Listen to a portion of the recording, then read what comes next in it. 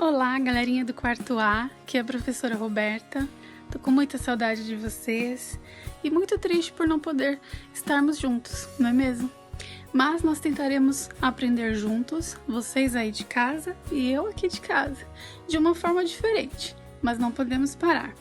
Então, nos próximos vídeos, vocês terão alguns conteúdos que nós vamos estudar essa semana. Tem português, tem matemática, tem história, tem ciências e também tem geografia.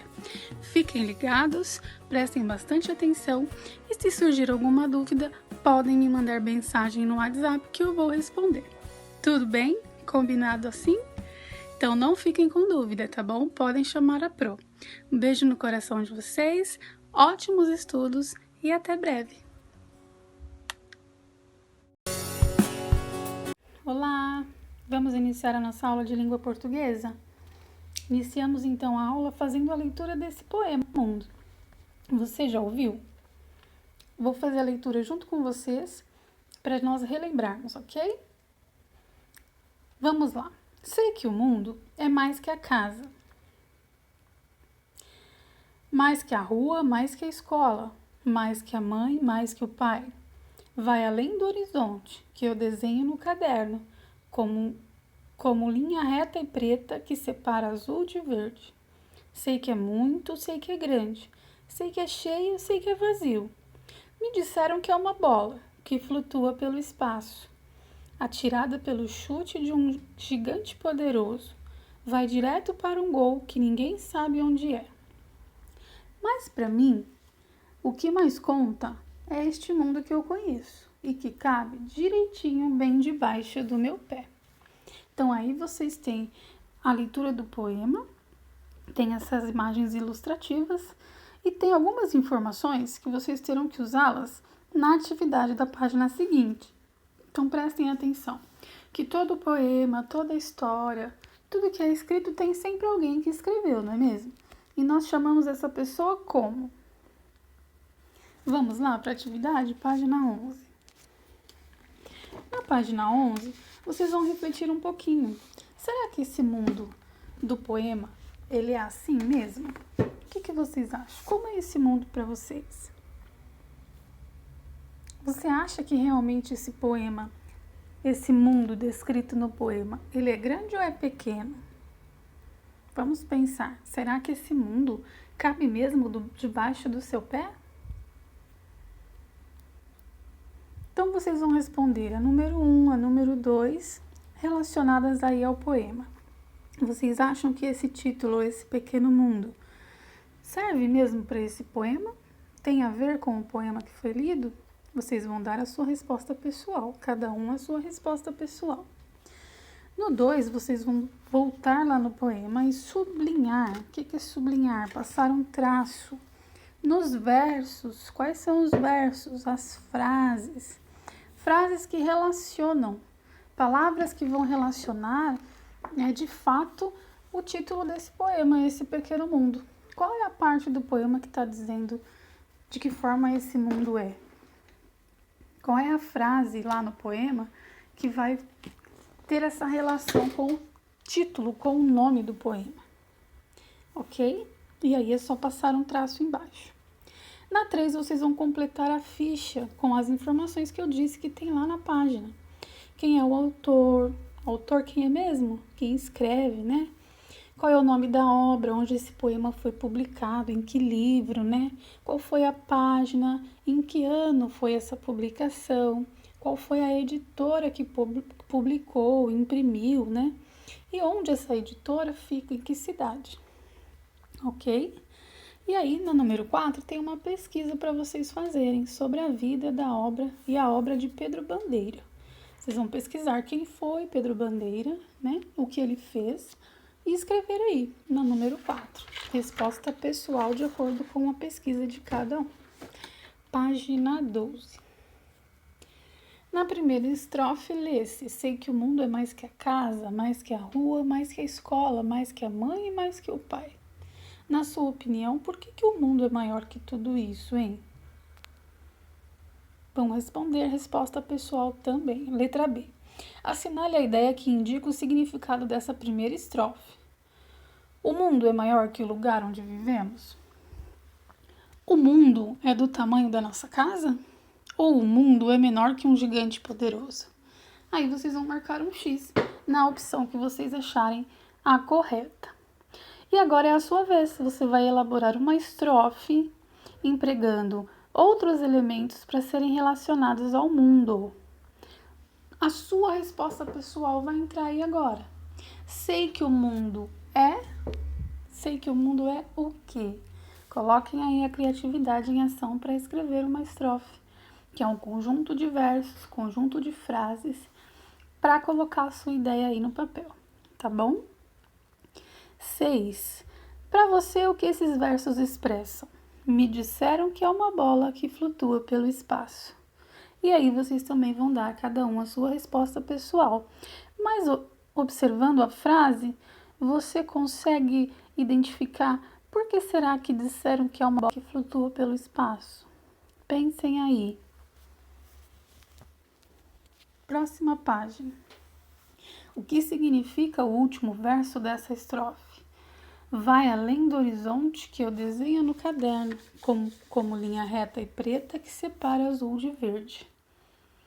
O que significa isso, gente? Cada um vai ter que ter a sua percepção, né? Ler, não entendi? Vou reler e entender. Vai além do horizonte que eu desenho no caderno, como linha reta e preta que separa azul de verde. O que vocês acham que isso significa?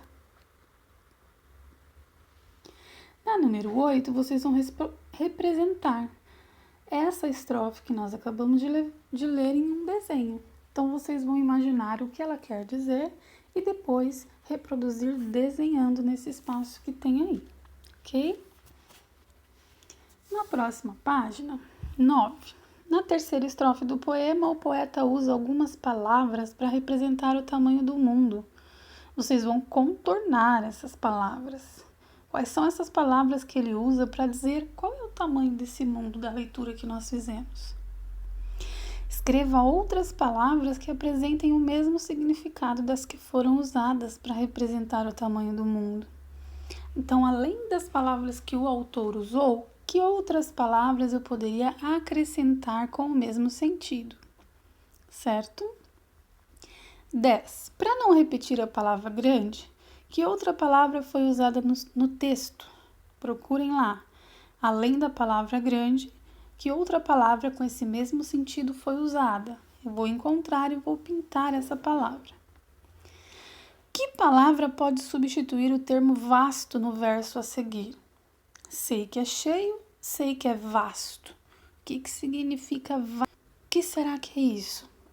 Uma outra pesquisinha, dicionário ou Google aí, né, gente? O que significa vasto? E aí vocês vão colocar, sei que é cheio, sei que é outra palavrinha que tenha o mesmo sentido de vasto. 12. No 11º verso aparece a palavra flutua. Procure o seu significado no dicionário e registre mais uma pesquisinha de palavra. O que quer dizer a palavra flutua? Que vem da palavra flutuar, né? 13.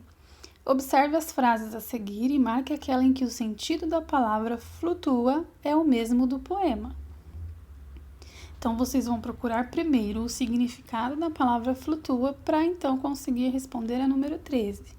Será que o sentido da palavra flutua é o mesmo sentido que está empregado numa dessas duas frases? Por exemplo, o barquinho flutua sobre as ondas do mar. As folhas flutuaram por instantes. Qual será a frase que terá aí o mesmo sentido? Número 14. Quem você imagina que seja o gigante poderoso citado na quarta estrofe do poema? Depois compare a sua resposta com as dos seus colegas. Então aqui é mais uma vez uma resposta pessoal. O que você acha, né? Quem será aquele gigante que apareceu no texto? Vocês imaginam? E aí, quem sabe no retorno às aulas nós conseguimos comparar as respostas, né, de um colega com a nossa e aí discutir quem será que é esse gigante poderoso.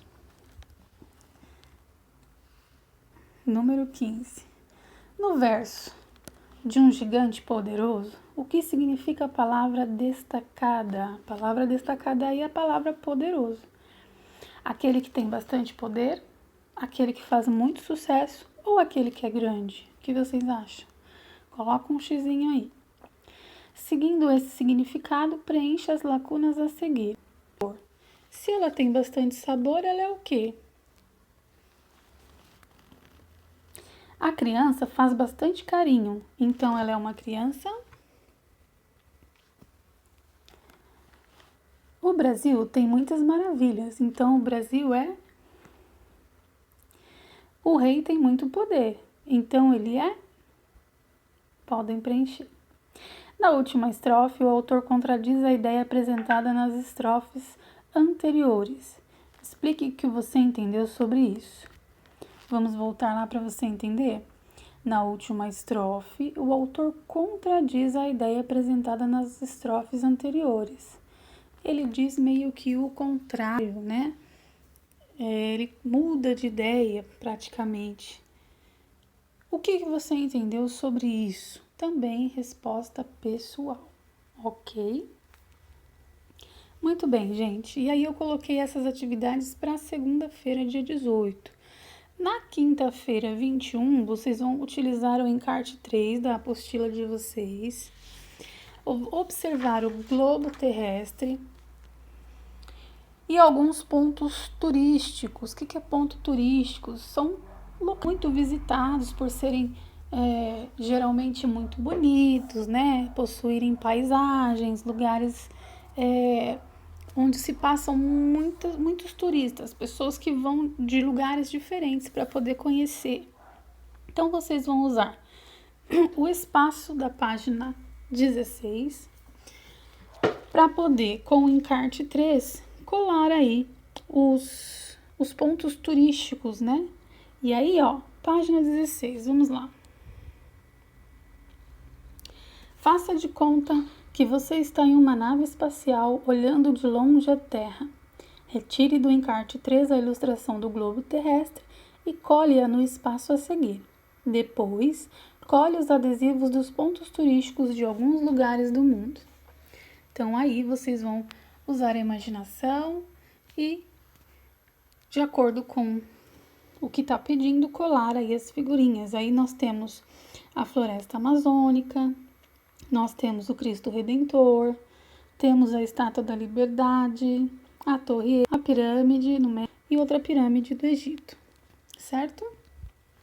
E aí nós vamos iniciar depois disso, na quinta-feira, atividades da página 17. Nós, na verdade, já em sala trabalhamos essa canção, vocês devem lembrar, a canção Ora Bolas. Por isso que eu coloquei novamente, só para que vocês possam responder as questões das páginas 18 e 19, que estão bem facinhas também. Tá bom, gente? Então, tiverem alguma dúvida, podem me chamar.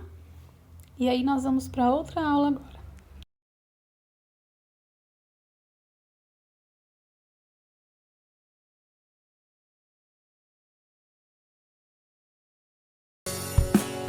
Olá, bem-vindos à nossa aula de História. Vamos relembrar um pouquinho do assunto que nós estávamos falando em sala de aula antes de tudo isso acontecer? Página 135, falar um pouquinho de como tudo começou. Tá mostrando aí, vocês podem observar o continente chamado América, que fica situado, né, no globo terrestre. Aí nós vemos que ela é dividida em 3 partes. Tem a América do Sul, América Central e América do Norte. E aí nós vemos aí um pouquinho mais embaixo como que é o Brasil atual, né? Olhem lá, vá para a página 136 já. Tá vendo como é o mapa do Brasil? Lembra que nós fizemos algumas atividades em sala mostrando mapas, regiões? Tente lembrar. Então, volte lá na página 5, você vai fazer a leitura. Página 136, você também vai fazer a leitura, observando direitinho tudo que está escrito, explicando aí, né? Só para relembrar. E na página 137, vamos relembrar o cultivo da cana-de-açúcar, né, e a ocupação do Brasil. Lembra que falamos bastante sobre esse assunto antes de nós entrarmos nesse sistema de aula em casa, né? Então vamos ler rapidamente aí o que está escrito. O maior interesse de Portugal era plantar cana-de-açúcar nas terras do litoral brasileiro. A cana-de-açúcar é uma planta nativa do sul e sudeste asiático. Ela exige clima quente e um determinado tipo de solo para se desenvolver. Os povos daquela região da Ásia desenvolveram um processo de produção de açúcar a partir do caldo da cana triturada. Na Europa, o solo e o clima não são favoráveis ao plantio da cana-de-açúcar. Então, a produção de açúcar era feita a partir de outros produtos, como a beterraba. Por esse motivo, o açúcar da cana era raro e também caro. Os europeus importavam o açúcar da cana aos povos do Oriente, região que eles chamavam genericamente de Índias. Observe aí as imagens da cana-de-açúcar.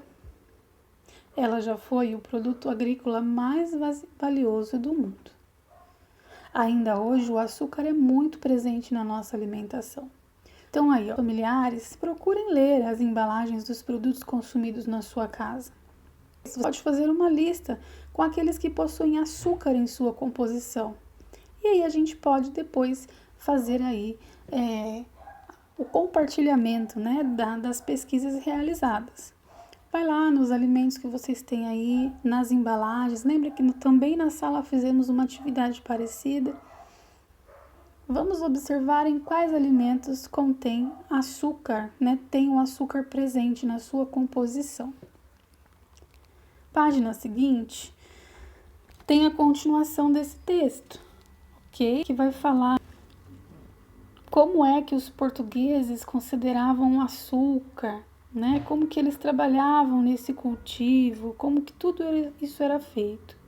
Vocês farão a leitura de todo o texto, observando tudo que é necessário, para que então vocês consigam fazer as atividades. Próxima página é a página 139. Observem aí, tudo na fazenda girava em torno do açúcar. Observe como era organizada uma fazenda dessas ou um engenho. Lembra que trabalhamos esse assunto na sala? Então, em cada númerozinho desse em vermelho, tem um lugar que acontecia alguma coisa naquela época. Então, por exemplo, no número 1 era a casa grande. Quem é que morava na casa grande? 2, ela. 3, senzala. 4, roda d'água. 5, moenda. 6, fornalha. 8, casa de purgar. 9, roça e 10, a moradia dos trabalhadores livres. Então, aí vocês têm uma noção básica de como funcionava, então, o engenho naquela época, certo? E a página 140, continuação do texto, e aí algumas atividades para vocês fazerem. Número 1, o mapa que surgiram em função da produção de açúcar. No auge do açúcar, Olinda tornou-se uma das mais importantes cidades. Vamos localizar Olinda no mapa? Tentem localizá-la aí. 2. Você lembra em qual região Martim Afonso de Souza mandou plantar as primeiras mudas de cana-de-açúcar no Brasil? Marque no mapa. Vocês fizeram a leitura, então vocês saberão dizer. Escreva o nome dela aí e depois podemos dizer que a cana-de-açúcar fez desenvolver 3 cidades no Brasil, São Vicente e outras 2. Quais são as outras 2 cidades? Também tem o texto aí que nós acabamos de ler. E até a página 141 vocês também terminarão a leitura e terminarão as questões que tem aí. Todas as respostas estão no texto. E esse assunto é um assunto que nós já estávamos falando em sala de aula, então acredito que não tem dificuldade.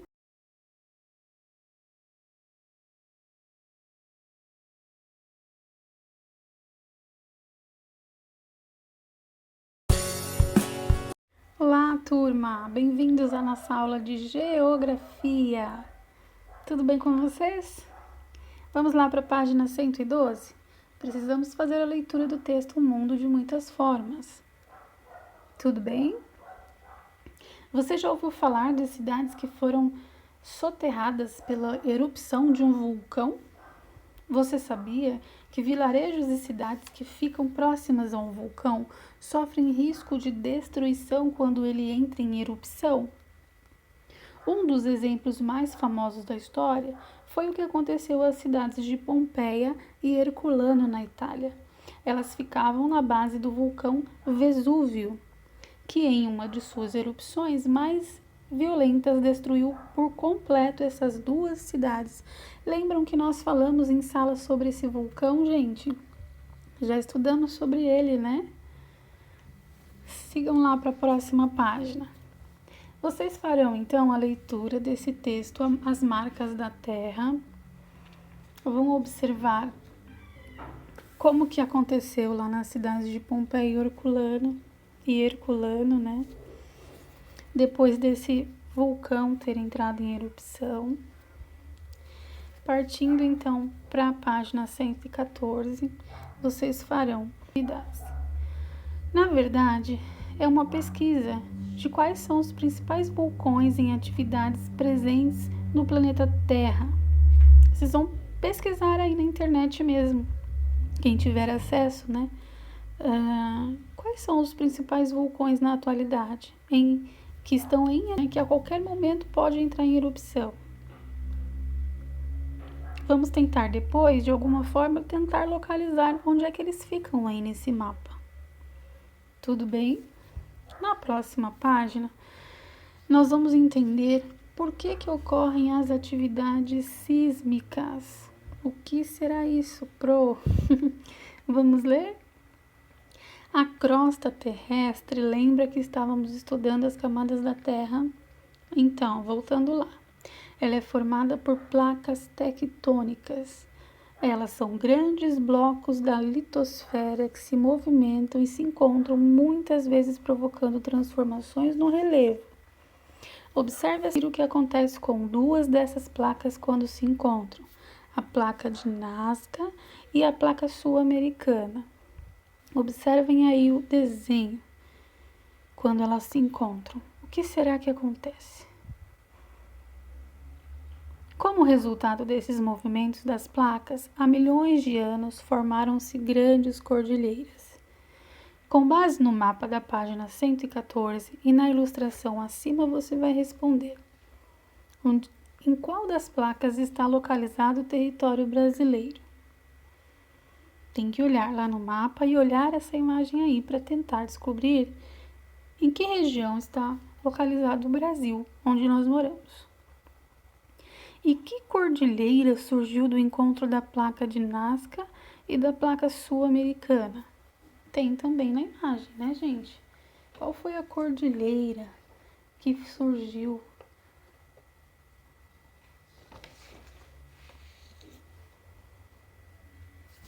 Próxima página. 116. Olha o que vocês têm. Vocês têm aí a primeira imagem, que são as montanhas rochosas no Canadá. Depois, a cordilheira do Himalaia, no Nepal. À sua esquerda, a cordilheira dos Andes, na Argentina. E à direita, o monte Kilimanjaro.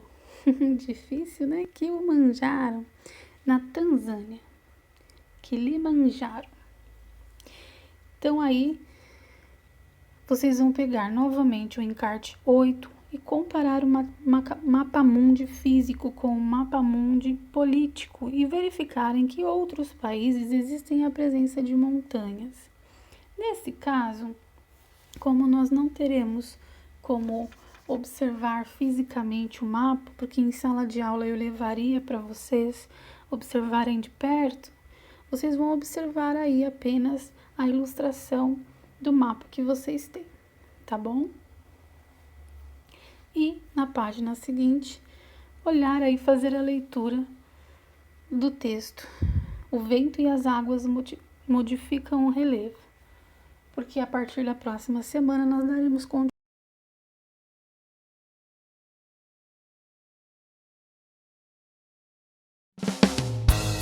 Olá, bem-vindos à aula de matemática.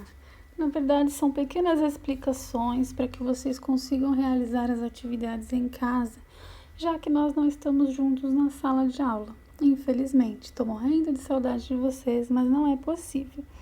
Então, eu farei a leitura muitas vezes para que vocês consigam interpretar e vou ficar à disposição, sempre no período da manhã, caso hajam surjam dúvidas em relação às atividades que vocês terão que fazer semanalmente, tudo bem? Página 54 de matemática, nós vamos ler Mundo, distâncias, marcas e números do meu chão. Vamos ler então? Leia atentamente os textos e destaque as informações matemáticas com os seus significados. Então vamos ler aí, ó. Nós temos a primeira imagem, que é a foto da Lua vista do espaço. A Lua é o satélite natural, da Terra.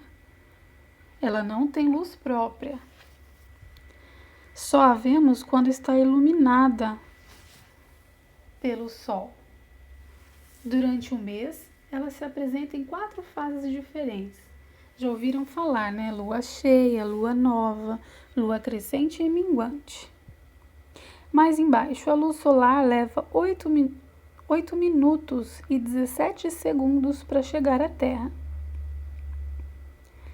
Mais para baixo, existem aproximadamente 100 milhões e 400 mil espécies vegetais. Esses números se referem a espécies conhecidas, pois há milhares que ainda não foram descobertas. E do ladinho aí, o planeta Terra possui 5 oceanos diferentes, sendo eles Atlântico, Índico, Pacífico, Glacial Ártico e Glacial Antártico. Então, de tudo que foi lido aqui, quais são as informações matemáticas? Onde nós encontramos? Então, tudo que tiver número, vocês vão destacar. Vocês podem passar um traço embaixo ou circular todas as informações que contêm números, né? Informações matemáticas. Tudo bem até aí? Próxima. Vamos pensar, do que tratam as informações anteriores? Qual delas você considera mais interessante e por quê? Quais das informações estão relacionadas diretamente com o seu cotidiano, com o seu dia a dia, com a sua vida? Quais unidades de medida você identifica no texto? Unidades de medida. Quais unidades de medida nós podemos identificar no texto? Lemos. Há mais espécies animais ou vegetais no mundo? Explique. Esqueceu? Volta lá no texto. Você sabe alguma outra curiosidade matemática relacionada às informações que aparecem na página anterior? Aí não tem como nós contarmos aos nossos colegas, mas você pode registrar na sua atividade se você conhecer, no seu caderno, tá? Coloquem aí outra curiosidade e marquem a curiosidade que vocês conhecem, porque aí no retorno a gente consegue observar e comentar sobre isso. Tudo bem? 1. Leia essa informação. O Oceano Atlântico está situado entre a América, a Europa e a África. É o segundo maior em área, pois ocupa 82,2 milhões de quilômetros quadrados e profundidade média de 3.300 metros. A. Destaque a informação do texto que mais lhe chamou a atenção e explique por quê. Então, nisso que foi lido, o que mais chamou a sua atenção? O que você achou interessante? Escreva aí nessas linhas e explique por que você achou interessante. Os números são organizados em ordens e classes. Uma classe numérica completa é composta por 3 ordens. Vamos ver o exemplo. A segunda classe de milhares. Lembram, gente, que nós estávamos trabalhando centena, dezena e unidade? Só que a dezena e unidade da classe de milhar. E eu tenho a centena, a dezena e unidade das classes, das ordens da primeira classe, que é a ordem simples, né? Então, vamos observar que o número 7 está na unidade de milhar. Então, ele não é 7, apenas 7, ele é 7.000, porque ele está na unidade de milhar. O número 5 está na centena da primeira classe, então ele é 500. O número 2 na dezena da primeira classe é 20. E o número 2 é a unidade da primeira classe, é 2 mesmo. Então, na leitura, ele fica como 7.522. Tudo bem? Observem como é a separação. Quando você centena, dezena e unidade de milhar, centena, dezena e unidade de ordem simples, que é a primeira classe, para vocês relembrarem como é a leitura de um número quando ele for bem grande assim, quando for maior do que nós estamos acostumados, certo? Qual é a profundidade média do Oceano Atlântico? Escreva esse número no quadro ao lado. Quantas centenas há ao todo nesse número? Então, vocês terão que descobrir primeiro a profundidade média do Oceano Atlântico. Isso vocês viram no texto que nós lemos. Descobriu o número, você vai organizar dentro desse quadrinho aí. Então, eu tenho o U e o M, que significam unidade de milhar, o C de centena, D de dezena e U unidade. Organizem aí nesse espaço e depois vocês vão me dizer quantas centenas tem nesse número. Quantas dezenas tem nesse número? E como nós lemos esse número? E aí vocês vão registrar. Mas para isso tem que encontrar esse númerozinho lá no texto. Lembra que no texto tinha que marcar as referências matemáticas, né? As informações matemáticas. 2. O mundo que vivemos está organizado em países. Em janeiro de 2015, a ONU, que é a Organização das Nações Unidas, reconhecia a existência de 193 países no mundo. Destaque os números que aparecem nessa informação e responda. Então, vai lá, nessa informação do quadrinho rosa aí. Quais são os números que aparecem? Destaque, circula ou passa um tracinho embaixo. E para isso, vocês vão responder lá na letra A. Qual é o significado de cada um deles nesse contexto? Nessa informação, o 2015 aí, ele quer dizer o quê? Ele está informando o quê? Já o 193, ele está informando o quê? Então, eu preciso aí dizer o significado de cada um deles nesse textinho que nós acabamos de ler, certo? E por fim, chegamos à página 57 para esse estudo de terça-feira. Como são esses números por extenso? Então, você descobriu aí 2 números e vai escrevê-los por extenso, né? Como eles são chamados, como eles são escritos.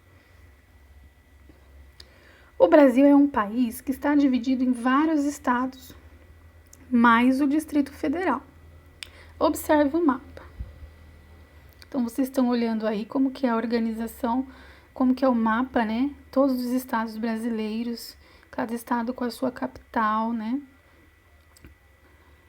Letra A. Qual é o estado do Brasil que você mora?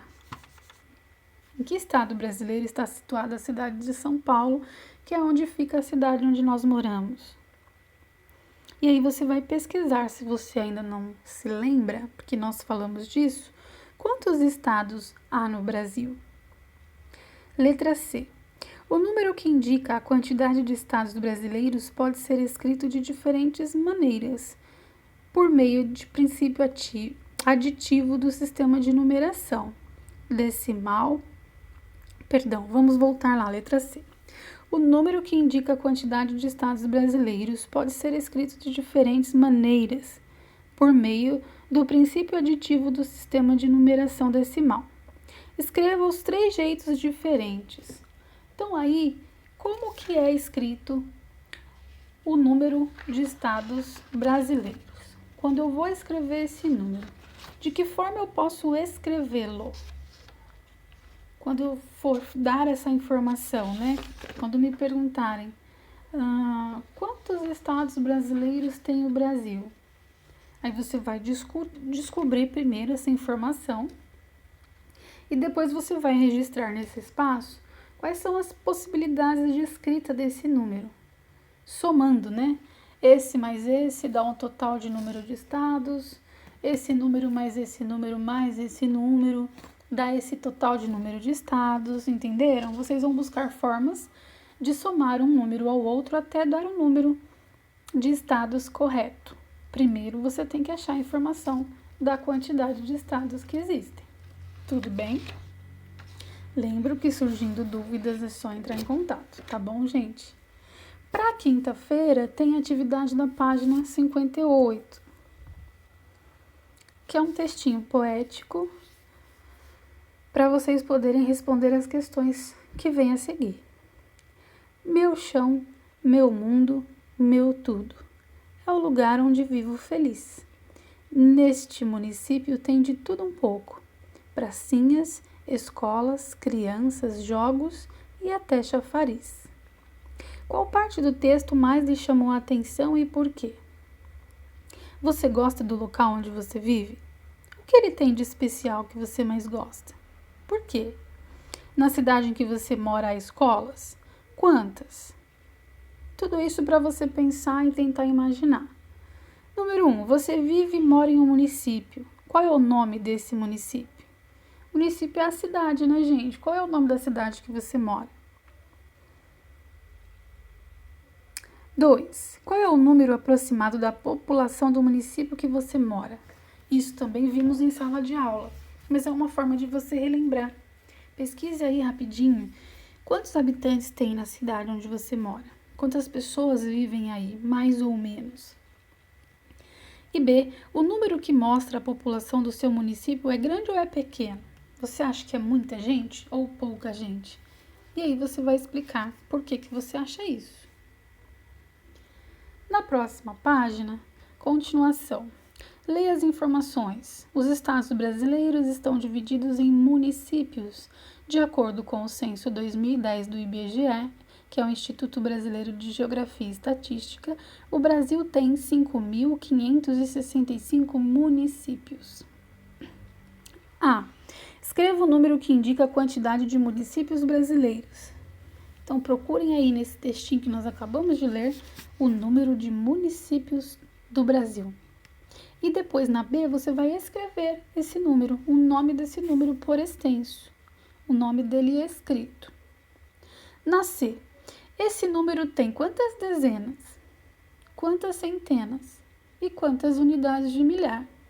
Então, eu preciso primeiro buscar o número, escrever o número e depois desmembrar esse número. Como assim desmembrar? Preciso saber, dentro desse número, quantas vezes aparece o número 100, quantas vezes aparece o número 10 e quantas vezes aparece o número 1000. Não é isso? Então, vocês vão registrar aí nesses quadradinhos. O algarismo 5 aparece 3 vezes no número. Qual é o valor posicional de cada um desses algarismos? O algarismo 5, lembrem lá, olhem lá no textinho a quantidade de municípios que tem. Quantas vezes apareceu o número 5? 3 vezes. Eles apareceram os 3 juntinhos? Não. Cada um apareceu numa posição diferente. Em cada posição ele tem um valor, não é isso? O primeiro 5, ele é 5 o quê? O outro 5 é 5, ou é 50, ou é 500, ou é 5.000. Vocês vão organizar aí o valor de cada um desses 3 números 5 que apareceram aí. Qual é o valor de cada um? O que eles significam? Número 4.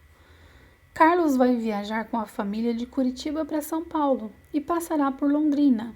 Observe no mapa ilustrativo as distâncias entre essas cidades e responda. Então, olhem aí.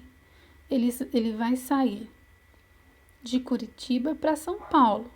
Mas de Curitiba para São Paulo, no meio tem Londrina. É isso que o mapa está mostrando. Quantos quilômetros Carlos vai percorrer para chegar até São Paulo? Observem que aí no mapinha tem os números das quilometragens, né, da distância em quilômetros entre um lugar e outro. De Curitiba até São Paulo, quantos quilômetros ele vai percorrer. Tem que observar a quantidade e fazer a soma.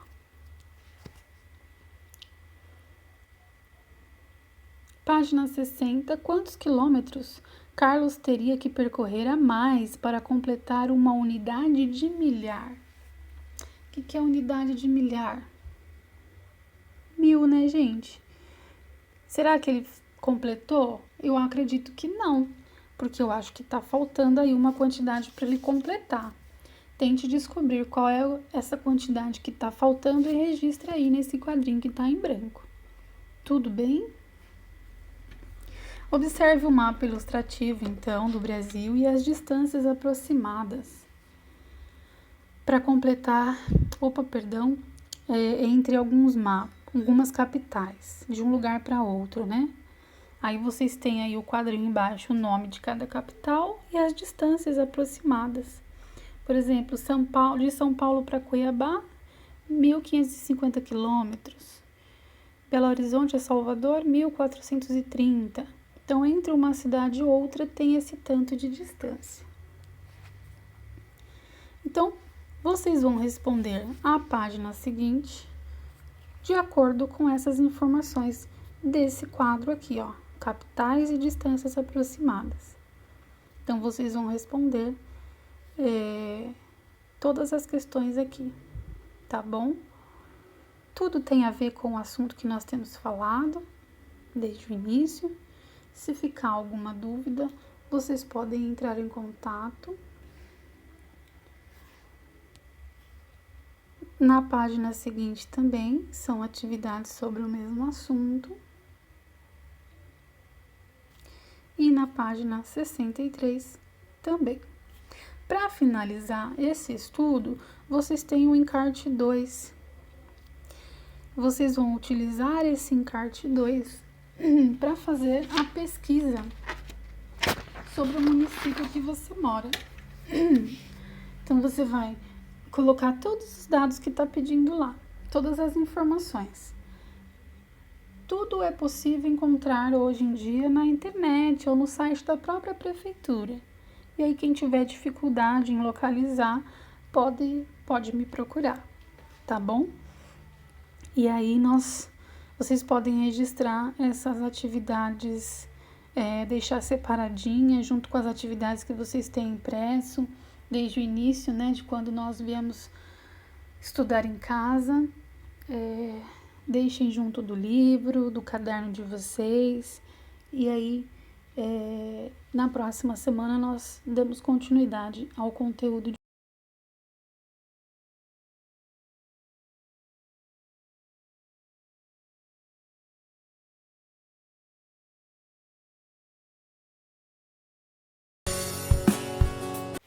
Olá, pessoal, bem-vindos à nossa aula de ciências. Vamos estudar, na verdade, continuar estudando o que nós já estávamos falando antes da nossa vinda para estudar em casa, né? Nós estávamos falando sobre as camadas da Terra, sobre os vulcões, como que é a Terra por dentro e fora. E aí nós vamos, então, continuar nesse assunto para nós conseguirmos concluí-lo, tá bom? Faremos, então, a leitura aí na página 94 desse diálogo aí, desses dois colegas conversando. Vamos ler. Eu acabei de ler o livro Viagem ao Centro da Terra, do escritor Júlio Verne. Júlio Verne? Nunca ouvi falar nele. Pois deveria, seus livros são muito bons. Ele viveu há muitos anos. Viagem ao Centro da Terra deve ser um livro de ficção científica, pois viajar ao centro da Terra é impossível. Para esse escritor, tudo era possível. Por essa razão, ele é considerado um dos pais da ficção científica. Entendi.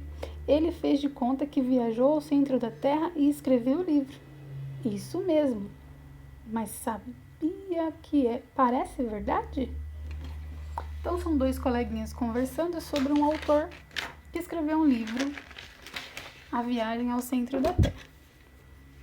Na próxima página, tem aí as informações sobre esse autor que os coleguinhas estavam conversando.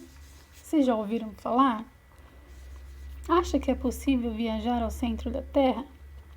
Então, vocês farão a leitura desse texto de Júlio Verne, que é o pai da ficção científica. Ele escreveu livros que até hoje encantam leitores do mundo inteiro. Então, aproveitem essa leitura. Próxima página tem a continuação dessa leitura. E tentem imaginar como é a Terra por dentro. Você consegue imaginar? Até hoje ninguém chegou lá. Mas o que encontraríamos se pudéssemos fazer uma viagem ao centro da Terra? Então, após a leitura, na página 97, vocês vão fazer um desenho de como é que vocês acham que é por dentro da Terra, certo?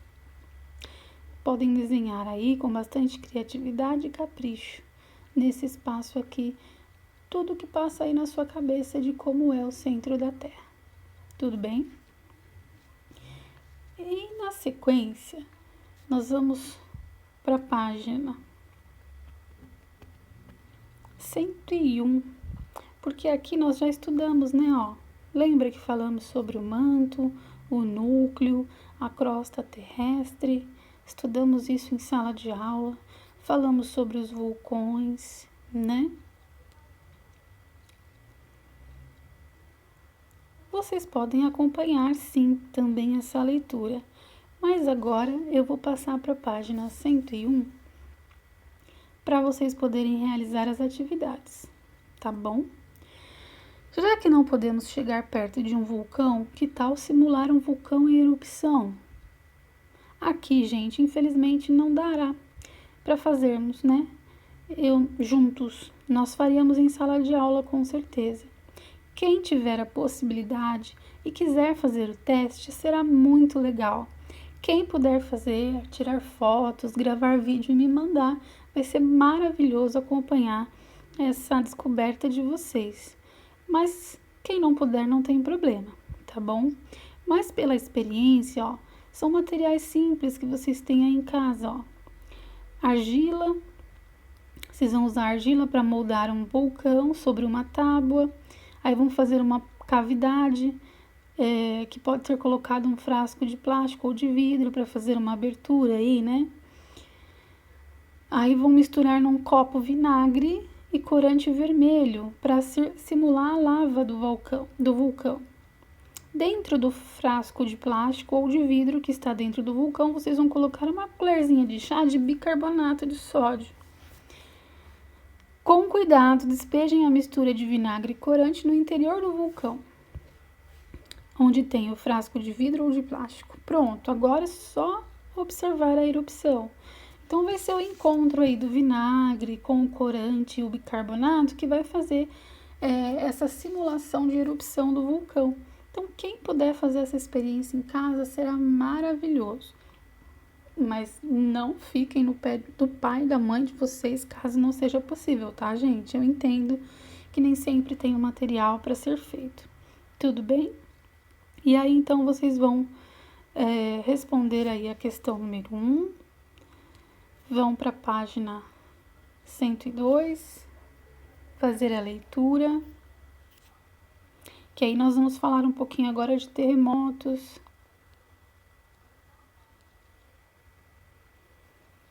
Você já ouviu falar em terremotos? Onde? E o que são os terremotos? Por que eles acontecem? Por que acontece um terremoto? Já pensaram nisso? Então, nos textos 1 e 2, que são esses que eu pedi para vocês lerem, com mais calma em casa, você vai ler que aparecem algumas palavras que estão relacionadas a terremotos. Para saber mais sobre elas, vocês vão ter que pesquisar, gente. Pesquisa, tá? Vão pesquisar o que é um abalo sísmico, o que é magnitude e o que é escala Richter. São essas 3 palavrinhas que tem aí, na A, na B e na C. Vocês vão pesquisar e escrever aí nos espaços o significado de cada coisa, para entender melhor como ocorrem os terremotos. Tudo bem? Vão seguir a leitura. bastante ilustrativa, bastante informação, até a página 105. Chegando aqui, termina o conteúdo dessa semana para ciências, tá? Tem um videozinho que eu coloquei aí para vocês pesquisarem como é a formação de vulcões, tá? Para vocês verem com mais facilidade, perceberem com mais facilidade.